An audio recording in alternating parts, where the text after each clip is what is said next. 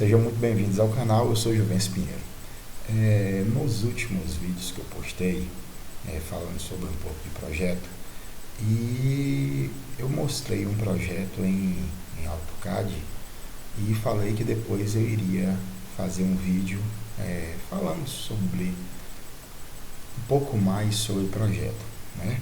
E esse vídeo aqui é o vídeo que nós vamos falar um pouco mais detalhado, com mais detalhes da parte de projeto, porque eu acho que projetar é bem simples, mas não é fácil. Mas aqui eu vou tentar tirar algumas dúvidas, né, para que todo mundo, né, aprenda a projetar. Projetar para mim tem 5 fases, né? Tem o levantamento de requisitos, que é a primeira fase. A segunda fase é a fase do levantamento em loco. A terceira fase é a fase propriamente do projeto. A quarta fase é a fase da implementação e a quinta fase é a fase de teste do projeto, ok? Então nós temos essas 5 etapas, essas 5 fases para se construir um projeto desse aqui. Nós estamos trabalhando com a plataforma Google Earth, né, que é da Google, a plataforma mesmo no Pro aqui, é uma plataforma free, né? Então você consegue fazer realmente muita coisa com ela, né? E com muita facilidade, ao qual no CAD não é tão fácil. Mas quais são as diferenças de você fazer um projeto no CAD e no Google Earth? Por exemplo, se você for fazer um projeto para o IPS, que ele vai ser instalado e não vai ser feito, não vai ser enviado o projeto para a Coelba para poder fazer a sua regularização mediante a Coelba do posteamento, né? Então você poderia fazer no Google Earth, né? A qual a plataforma não é aceita pela Coelba. Na Coelba, se você for fazer da entrada na Coelba, da legalização da sua rede mediante a concessionária, eles só aceitam em AutoCAD, tá bom? Então, nessa plataforma do Google Earth, é só para instalação e para o próprio gerenciamento do provedor, a qual eu acho muito mais fácil, né? Ela tem várias possibilidades aqui que o AutoCAD na área de gerenciamento fica devendo, né, para o IPS, assim dizendo. Agora, se você for submeter para a Coelba, você vai ter que fazer no AutoCAD, tá bom? Então, eu deixei bem claro aí a diferença das duas plataformas. Eu, particularmente, prefiro projetar, se não for submeter a Coelba, geralmente eu faço no Google Earth, tá joia? Então, aqui agora eu vou falar um pouco, sem mais delongas, sobre a plataforma, vou falar um pouco sobre as fases do projeto, né? Nós vamos falar aqui agora da fase do levantamento de requisitos. O que é isso, Juvencio? Levantamento de requisitos. Gente, é a hora que você vai conversar com seu cliente, né? E levantar quais são as dores dele, né? Tipo, quantidade de clientes, de acessos, né, que ele quer na rede, o valor que ele tem disponível para investimento, que isso é muito importante, que não adianta você fazer um projeto todo rebuscado, um projeto muito grande, se o cliente não tem aquele recurso para poder investir. Então isso aí não seria legal, né? Então você tem que conversar com ele para você saber dimensionar corretamente o projeto. Então o levantamento de requisitos é muito importante.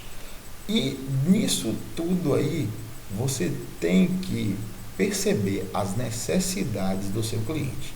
Esse levantamento de requisitos é nada mais, nada menos que perceber e levantar as necessidades que ele tem para você colocar no projeto, ok? Então, no segundo passo, nós temos o levantamento em loco. O que é um levantamento em loco? Né? É o momento que você vai conhecer o trecho, né? Que você vai fazer o levantamento do posteamento, né, a qual é muito assim necessário em um projeto que você for enviar para a Coelba, porque lá vai ter que ter poste a poste, metragem de poste a poste, é onde que você vai fazer e começar a documentar o seu projeto, porque a Coelba exige que tenha foto de todos os postes. O porquê isso? Porque de repente, em um trajeto desse aqui, né, vamos dizer, um trajeto desse aqui, nós temos já lançado 3 operadoras. Então você não poderia ser o quarto. Então você tem que tirar o seu, desviar para outro trecho para poder atender o seu cliente. Tá bom? O porquê disso? Porque para a Coelba existe 5 posições no poste, 2 acima da luminária e 3 abaixo. Essas 2 acima é de poder da Coelba, né? E essas 3 abaixo é que a Coelba realmente deixa separado para que seja usado na área de telecomunicação. Então, se já tiver 3 operadoras, né, sejam IPS, 2 operadoras de grande porte, ou 3 IPS, ou 2 IPS e uma operadora, mas de certa forma, se lá já tiver 3 operadoras ou IPS junto, você não pode passar o quarto cabo. Não é, a Coelba não vai autorizar isso no seu projeto, tá bom? Então, por conta disso, você tem que fazer muito bem o levantamento em loco.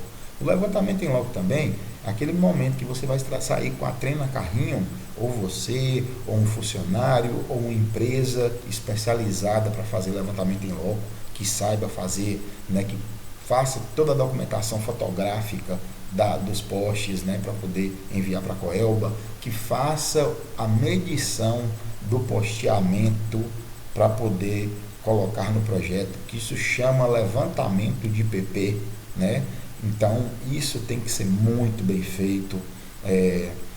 Eu não posso deixar de em hipótese alguma, de fazer isso. Então, para a Coelba isso é necessário.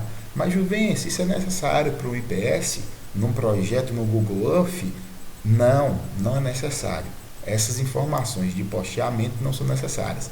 Até porque o Google Earth, você consegue, pelo 3D aqui, você consegue medir. Ele tem medidas disso aqui. E as medidas dele, pelo que eu já percebi e pelos projetos que eu já fiz, é muito assim perfeita, né?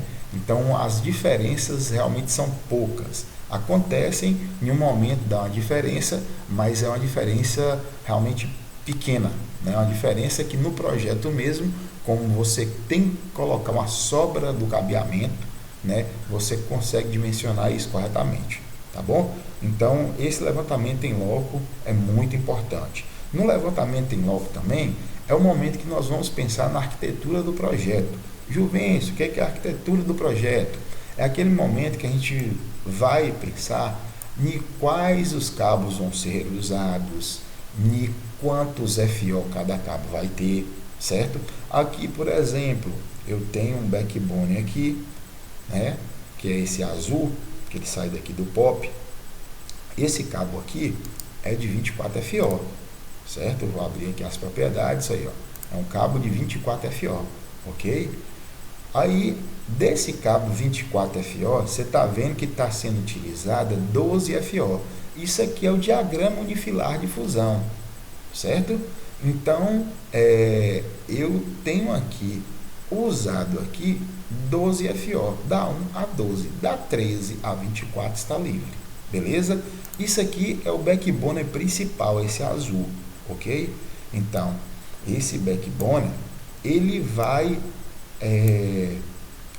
ter a função de ter toda a rede de splintagem primária nele. Então, eu só vou ter nele caixa de emenda óptica, beleza? Qual que é a caixa de emenda óptica que vai ser nele, Juvencio? Aqui, vou mostrar para vocês aqui agora. Caixa de emenda primária, que é essa vermelha, certo? O triângulozinho vermelho. O que que fica aqui dentro? Nada mais, nada menos do que a sua splintagem primária.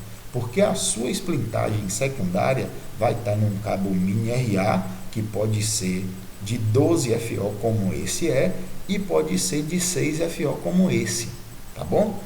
Então, a sua splintagem secundária vai estar na onde? Vai estar na CTO.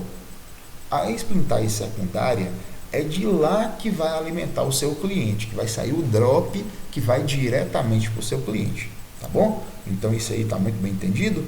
Aqui, nós temos aqui a atenuação da sua rede. Aqui é o cálculo de atenuação.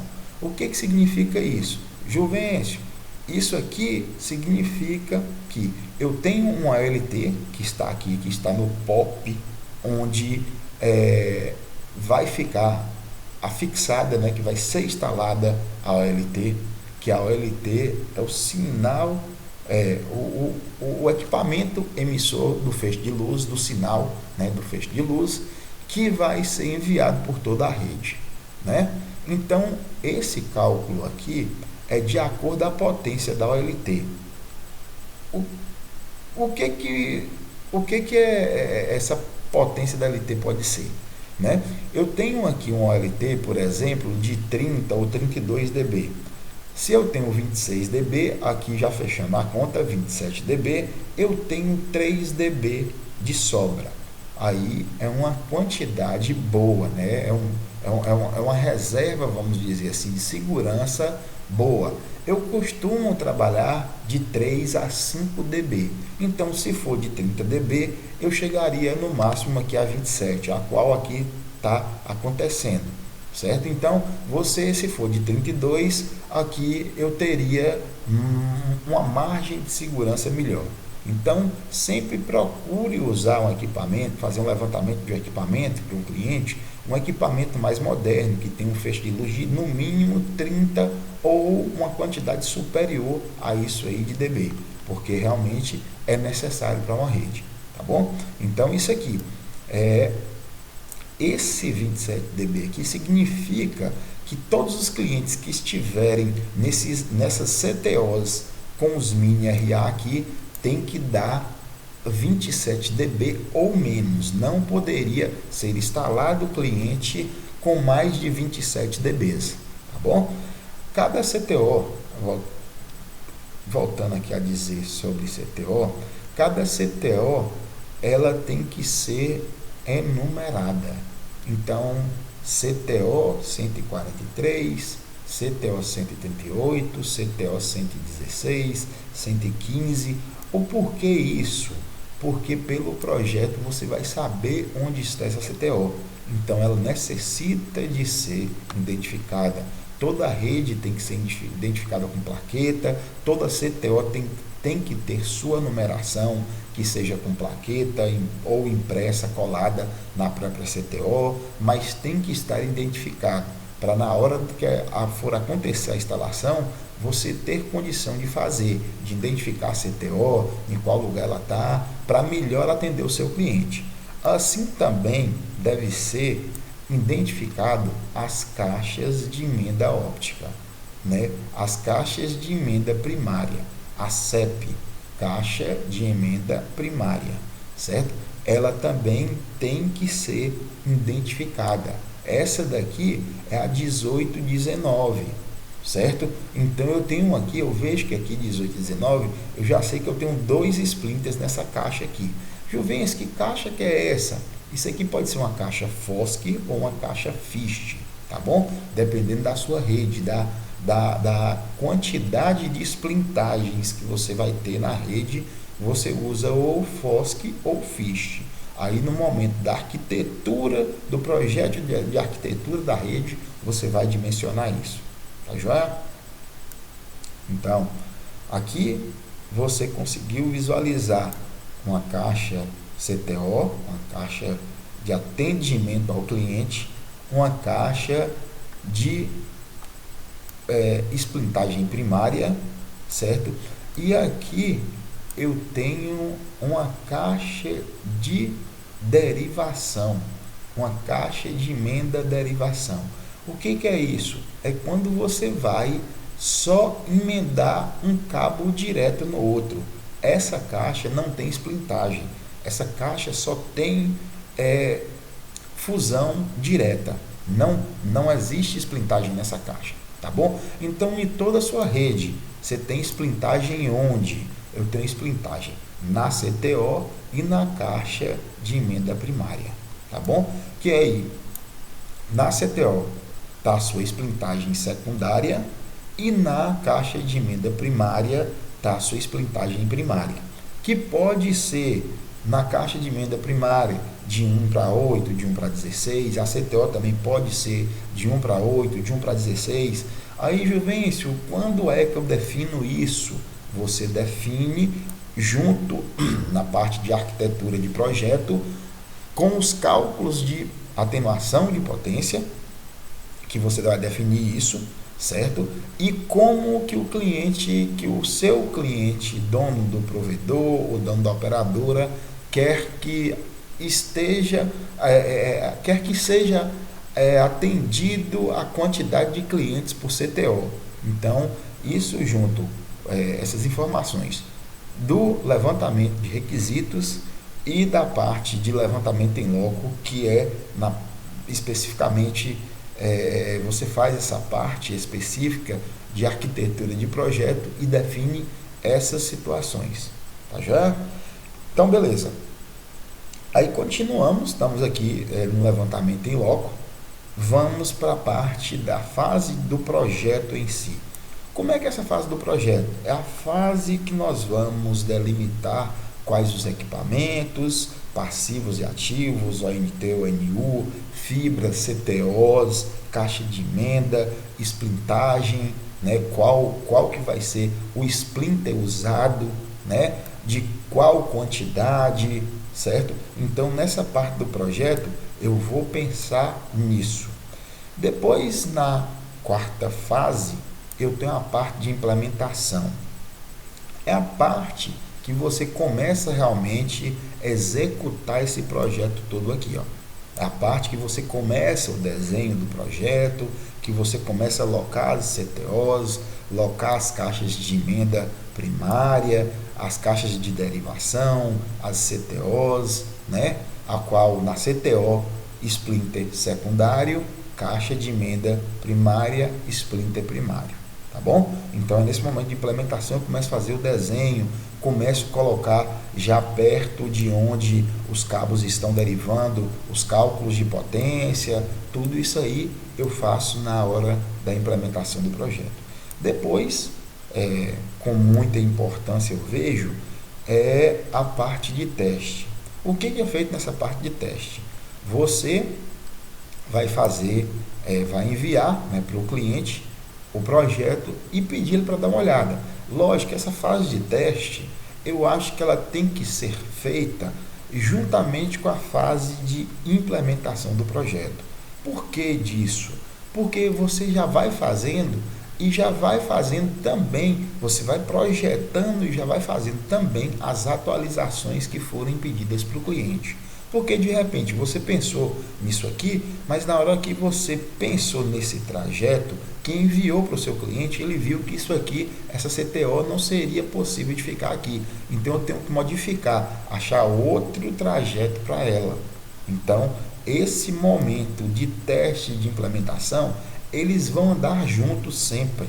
Eles vão andar juntos sempre, né? Para no final eu já ter um produto quase testado, quase 100% para ser entregue para o meu cliente.